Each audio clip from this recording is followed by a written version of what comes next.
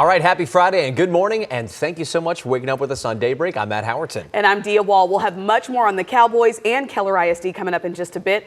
First, we got to get you ready for this Friday. Yeah. Meteorologist Greg Fields here. Traffic anchor Stacia Wilson. We want to help you get out the door, as Matt likes to say, on the good foot. On the good foot. All right. How about the good road? Because most of them look pretty good right now. We like it. Yeah, if you're heading out, I don't think you're going to have any problems. Some overnight construction, though, you have that still at 5 a.m.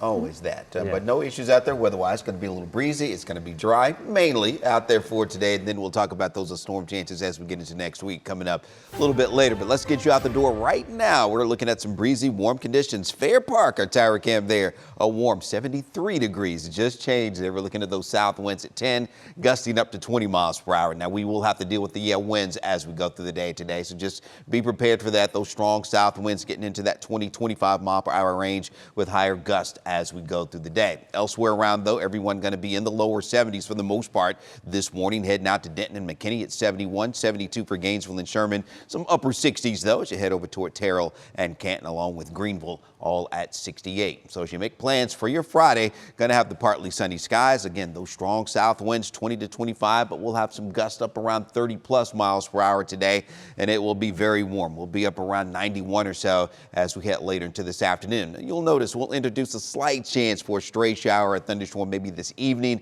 About 20% coverage is going to be very low. Not real convinced we'll see any much, if anything, at all as far as any storms are concerned today. Tomorrow should be dry. Then we'll talk about those storm chances increasing as we wrap up the weekend. More on that coming up. And now over to Stacia, checking on traffic. All right. Thanks, Greg. And just taking a look at that map. So we are starting right there along North Fort Worth, or North Tarrant County, pretty close to Richland Hills, Bedford, Euless, that area. You have that purple stretch on your map. Now, they have flipped the camera around, but I just checked it, and you do have closures still in effect right along 820 in between Texas 26 and 35W, like we typically see this time of the morning. Now, down to the south in Tarrant County, this is pretty close to Burleson. Just north of it, a little bit slower traffic along the northbound lanes. We're looking at it from our Garden Acres camera. This should pan out shortly, just a minor slowdown. Everything else moving along, looking pretty good. As you head out the door, as always, be safe. Dia, Matt? Stacia, thank you.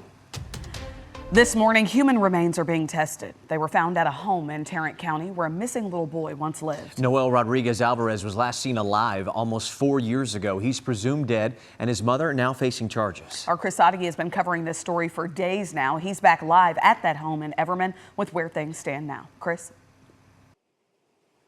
Well, Dia, not only is the discovery of human remains in this backyard a huge break in this case, but we're also seeing for the first time letters written by Cindy Rodriguez Singh. Police in Everman confirmed on Thursday that the evidence found in the family's backyard is now positively identified as human remains. The next step will be to confirm they are the remains of Noel Rodriguez Alvarez, the 6-year-old who has not been seen since 2022. His mother fled the country as an Amber Alert was being issued, but she was captured, returned, and charged with capital murder. However, last month she was declared incompetent to stand trial, but WFAA obtained letters she's written to the judge from jail saying, among other things, she's a good person, asking why she's being sent to a mental hospital, and that she's scared and she's not a psycho person. Despite our focus remains on the successful prosecution of Cindy Rodriguez.